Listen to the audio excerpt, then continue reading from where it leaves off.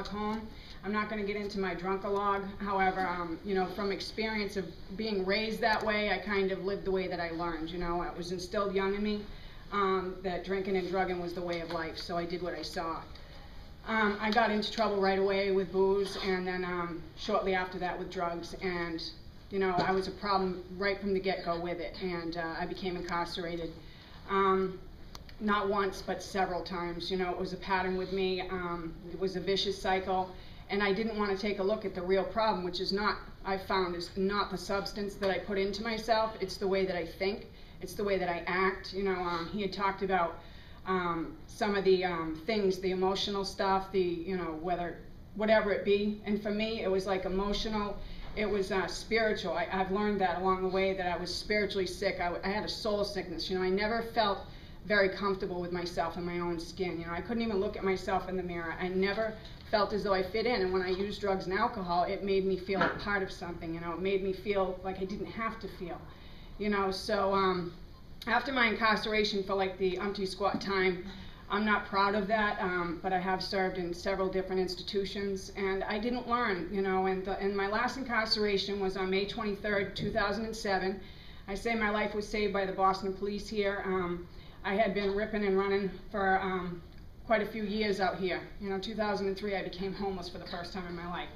You know, and I always thought I was above a shelter. I thought I was above all these things, and that's where drugs took me. You know, I allowed it to take me downhill, you know, and I had times of success in my life, and like Wiley was talking about, you know, and then relapse sometimes as a part of recovery.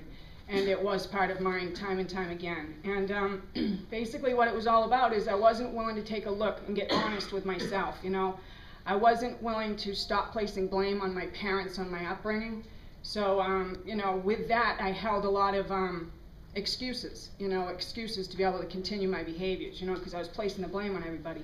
But slowly there comes a time when, you know, you have to, or I had to realize, you know, I was making my choices. So the pain that I kept causing myself kept ending me up in jail.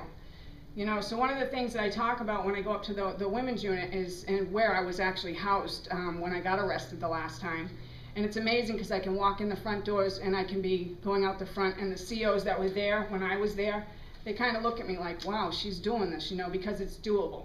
But breaking the cycle is not about taking away the substance. It's about changing the person who went into the incarceration, you know, because if you don't do any changing or looking inside yourself, you know, the first thing you do when you get out is the last thing you did what that got you there, usually, you know. So the behaviors had to change, you know, and I had a lot of them. And I was a very selfish individual, you know, and I've learned through the recovery process and the programs such as AA, through sponsorship, who I met my sponsor when I was incarcerated, who's still my sponsor. And she's my best friend, and she's been an inspiration to me.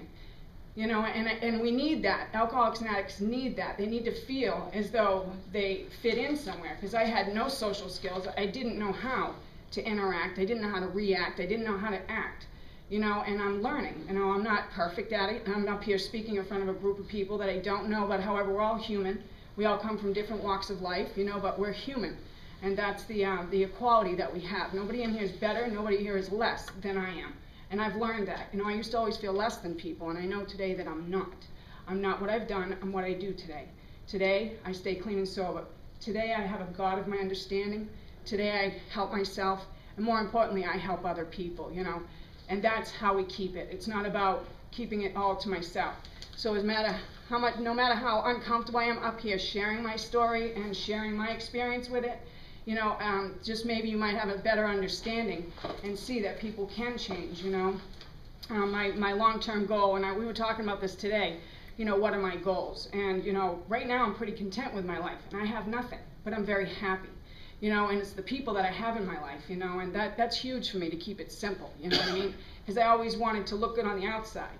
But the biggest thing for me is working on the inside. You know, I've softened as a human being, you know, I'm not so rough anymore, you know, and I can interact with people. And I don't know, that's about what I have to say. I hope it helps somebody, and if not, you can ask questions. I'm usually pretty open, so I didn't need this.